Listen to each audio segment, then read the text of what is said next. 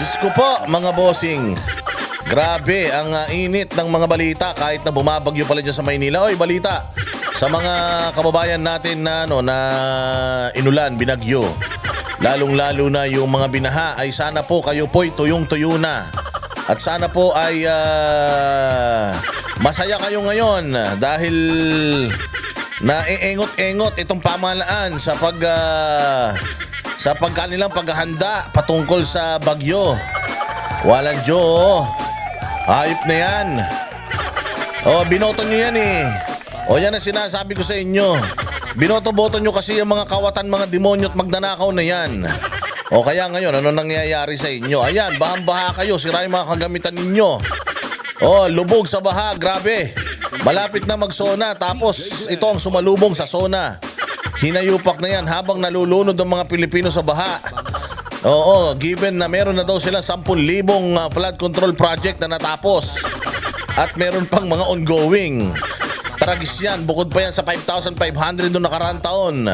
1.5 billion per day na flood control project na gastusin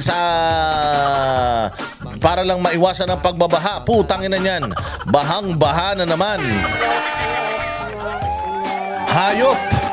Tanginang gobyerno talaga. Binabagyo na nga tayo. Binabagyo na tayo ng mga kawatan. Binabagyo na tayo yung ating pondo, ninanakaw, binabaha. Binabagyo na ng mga punyetang mga kawatan sa gobyerno. Tsayan, tapos eto na naman, may baha na naman. Inayupak na yan. May pera pa ba tayo para pang gastos dito sa mga nasalanta? Kasi balita ko, January pa lang, 70% na eh. Para kayong alcohol, putang ina nyo. Para kayong mga alcohol, 70%, buti pa yung alcohol, 70% natatanggal niya. Yung bakterya, 70% yung proof ng alcohol. Para matanggal yung bakterya kayo, putang ina ninyo, 70% na ang tinanggal nyo sa pondo ng taong bayan. Mga ayop kayo. 70% ng budget na daw ang nagasta. Paano na yan? Anong panahon pa lang ngayon? Puta ina, wala pang kalahating taon. January, February, March, April, May, June. Hindi. Kalahating taon pa lang, ubos na pera. Ngayon, marami na salanta, hindi lang dito sa Metro Manila. Pati sa mga magsasaka natin, nalunod na naman yung mga baha nila, mga tanim nila, at iba pa. Ang dami na namang nasalanta, apektado, biktima nitong hayop na bagyo na ito. Ngayon, pantutustos ng gobyerno kung 70% nagasta nyo ng mga kupal kayo.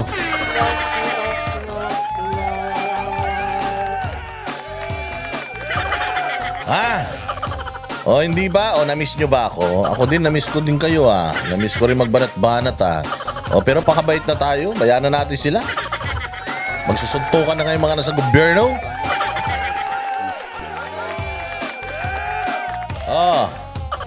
Di ba? Binoto nyo yan eh. Ngayon, natuto na ba kayo? Mga tanga-tanga rin kayo eh. Natuto na kayo? Nakita nyo anong kapasidad ng binoto ninyo? Ngayon, ayaw nyo pa dun sa bilis kilos. Gusto nyo, bilis takas. Wabagyo, putang na, lumayas. Hayop na yan. Sasabihin nyo na, bakit si Inday? Sa araw, wala naman sa Pilipinas, putang na nyo. Presidente ba si Inday?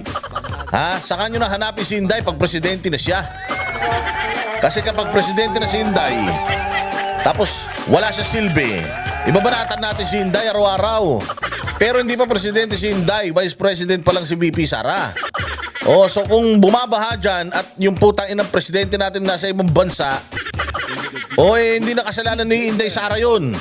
Kung gusto nyo, baliktarin natin. Iuwi nyo si Pangulong Duterte sa Pilipinas para hindi na umaalis yung mga Duterte at ikulong natin si Bongbong tsaka yung nanay niya diyan sa ICC. Tingnan ko kung di magsilaya sa mga putang ina niyan.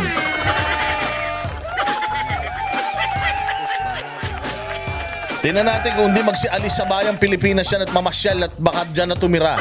Mga hayop na mga yan. Hindi ba? Natural. Naturalmente, tatay mo, bukod doon, dati pang presidente, ang ipinatapon sa ibang bansa, pinagkanuno na sariling lahi. Alangan naman, pabayaan mo lang yan.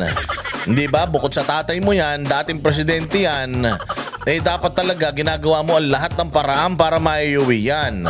Hindi naman kasing demonyo ni Inday Sara si Bongbong Marcos. O kaya ayan mga bossing, pumunta na ngayon si DEBP Sara at palitan sila. Tangina, sinungaling nga ito si Tory. Sabi nga ni Tory siya magbibigay ng pamasahe, di ba? Di ba sabi ni Tory, mahal-mahal na pamasahe, bibigyan mo ba kami pamasahe? Sabi ni Tory, oo. O kita mo, nabibigay ba ng pamasahe ang kupal na yan? Hindi naman. Di ba? Mga hinayupak na yan. Pero mga bossing, oo, basta wag na kayo masyadong may maganda naman nangyari. Mamaya babalita natin yung maganda nangyari. Yung mga kababayan natin dito sa Paris, yung mga taga Paris hanggang Hulon, dito sa Paris. Meron po tayong meet and greet na gaganapin dyan sa Eiffel Tower this coming Saturday. That's tomorrow. If today is Friday, that's tomorrow. If today is Thursday, that's the day after tomorrow. Kita-kita tayo, yung mga maiisog. Yung mga maiisog na mga Pilipinong sumusuporta sa mga Duterte. Magkita-kita po tayo dyan sa Paris ng alas 5. Si Anharot po ay naghanda ng cornic, mani at saka butong pakwan. Tangina, para may lamay naghanda siya ng konting salu-salu daw para sa ating mga taga-subaybay. Lahat ng mga banateros sa buong Europa. Maraming salamat sa inyong pagtangkilik sa banateros. Grabe ang suporta. Mantaki mo, sinundo pa ako sa istasyon ng tren nung dalawang banateras na hindi daw makakati ng Sabado, kaya pinuntahan na ako sa istasyon ng tren nung dumating kami dito sa Paris from Netherlands. Salamat po. Mabuhay kayo. Grabe mga Pilipino talaga. From different countries in Europe nagpupunta talaga at sumusuporta diyan sa pagtitipon-tipon ng mga Pilipino diyan sa The Hague para ipakita kay Pangulong Duterte na hindi mo kami iniwan at pinabayaan nung mga panahon na ikaw ay presidente.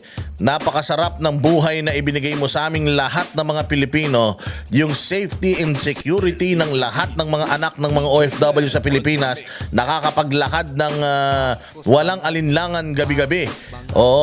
Ito ang pasalamat ng mga Pilipino sa iyo na nagsakripisyo para sa kanilang mga pamilya. Ayan, hindi ka rin nila iiwan. Noong mga panahon na nag-dilubyo ang Pilipinas, iniwanang walang-wala, basang-basa, durog na durog. Itinayo mo ang ating bandera, hindi lang dito sa Pilipinas, pati sa ibang bansa. Kaya ngayon mga bossing, etong mga OFW, hindi rin sila napapagod. Kahit mawalan ng trabaho, kahit na mawalan ng mga sideline, kahit gumasta, magutom, mabasa sa ulan, nagpapakita ng kanilang suporta kay Pangulong Duterte. Hindi daw nila iiwan si Pangulo kahit na ilang bagyo, kahit na magtaglamig na. May pupunta pa rin dyan sa Duterte Street para magtipon-tipon, mag-picnic-picnic at iparamdam kay Pangulong Duterte na mahal siya ng mga Pilipino, hindi lang sa Pilipinas, pati dito sa abroad. Kaya ba ni Bongbong yan? Putangin nang yan balita ko nga sinalubong ng protesta yan sa Amerika. Hayop na yan. Dito sa Europe, madami ring mga aktivista rito pero walang nagpupunta para tuligsain yung mga Pilipino na organic na nagtitipon-tipon, nagpapakita ng suporta at pagmamahal. Hindi lang kay Pangulong Duterte, pati doon sa mga pamilya ni Duterte na nagpupunta rito para palit-palitan na makadalaw. 80 years old na si Pangulo. Pero pinag-aagawan pa din ng mga chicks. 80 years old na si Pangulo, pero kita mo naman, hindi pa rin nila kayang patumbahin kahit na naghihina na yung mama. Kahapon nga na sinabi nga ni Kaufman that he's 80 years old and he is tired. Si Pangulong Duterte daw ay 80 years old na at pagod na. At kailangan na talagang makauwi ng Pilipinas. Ang boses ng masa hindi natatakot. Katotohanan lang, di kami nalulunod. Walang bahid ng sismis, lahat ay totoo. Kahit sino ka pa, pag mali ka babanatan ka. Walang pinipili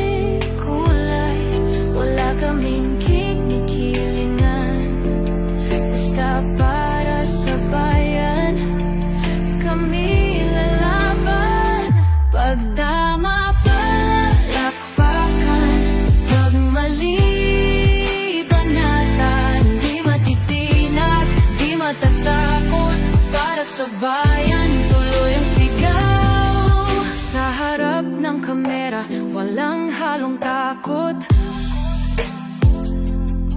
Mga baluktot, lahat kayo'y tutulog.